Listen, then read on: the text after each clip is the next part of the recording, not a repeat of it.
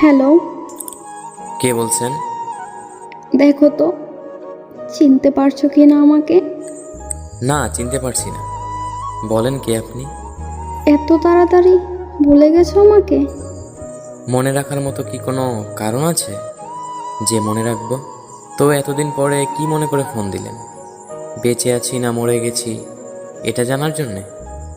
মরি নেই, বেঁচেই আছি। আমি তো আপনাকে আগেই বলেছিলাম, কেউ ছেড়ে চলে গেলে কেউ মরে যায় না, কিন্তু কিভাবে যে বেঁচে থাকে সেটা শুধু সেই জানে। আপনাকে বলে লাভ নেই, আপনি ওগুলো বুঝবেন না। আচ্ছা যাই হোক, এত কিছু আপনাকে বলে কি হবে? আপনি কেমন আছেন? আচ্ছা, একটা কথা বলবো, রাখবে? বলেন, জিজ্ঞেস করার কি আছে? আমাকে কি তুমি করে বলা যায় না একবার? আমার কি অধিকার আছে আপনাকে তুমি করে বলবো? বললেন না তো, কেমন আছেন আপনি? তোমাকে ছাড়া আমিও ভালো নাই, কিন্তু এই কথাটা বলতে তুমি তো আর বিশ্বাসই করবে না। মিথ্যা কথাটা আর না হয় নাই বললেন, আর কত মিথ্যা বলবেন? তোমার মনে হয় আমি মিথ্যা বলছি? বাহ। সেই ভুল ধারণাটা তো আপনিই ভেঙে দিছেন। কেন?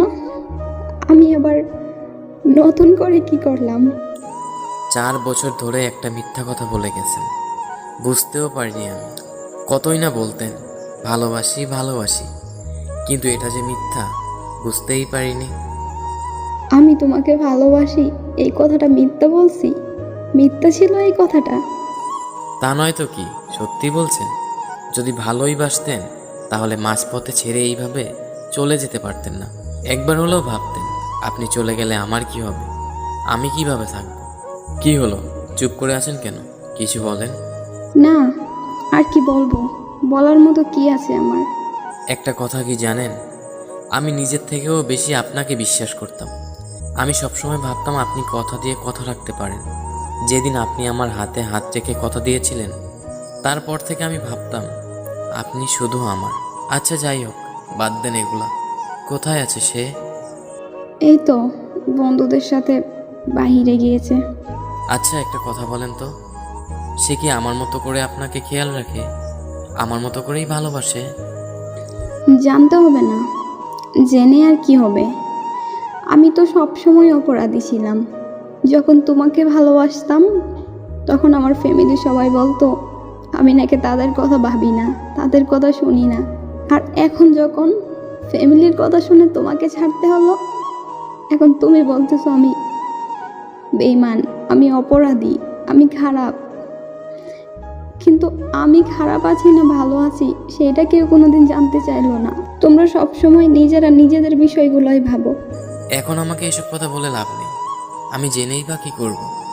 যদি এত কিছুই বলার ছিল, এত কিছুই জানানোর ছিল, আমার হয়ে আমার থেকে সব কিছু বলতেন, আমার পাশে থেকে আমার হাতে হাত রেখে সব কিছু শেয়ার করতেন, নিজের কষ্টগুলো ভাগাভাগি করে নিতেন। মাঝপথে এভাবে ছেড়ে চলে যেতে পারতেন না। একটাবার আমাকে সব কিছু বলতে পারতেন, কিন্তু বলেননি। সবসময় ভাবতাম আপনার কোনো প্রবলেম হলে, আপনার কোনো কষ্ট হলে সেগুলো আমাকে বলবেন, যেন আমি সব কিছু আপনার পাশে থেকে হাতে হাত রেখে ঠিক করে দিতে পারি। কিন্তু না, আপনি আপনার কথা ভেবে, আপনার ফ্যামিলির কথা ভেবে আমাকে মাঝপথে একা রেখে ছেড়ে চলে গেছেন। আচ্ছা, এখন রাখতে হবে, সে চলে আসবে।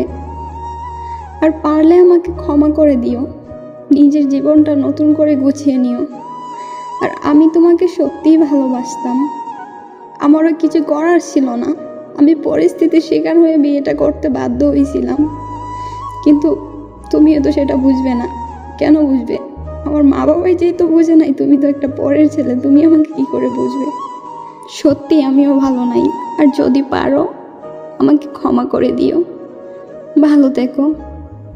আচ্ছা, রাখলাম। এই শুনেন, হ্যালো হ্যালো।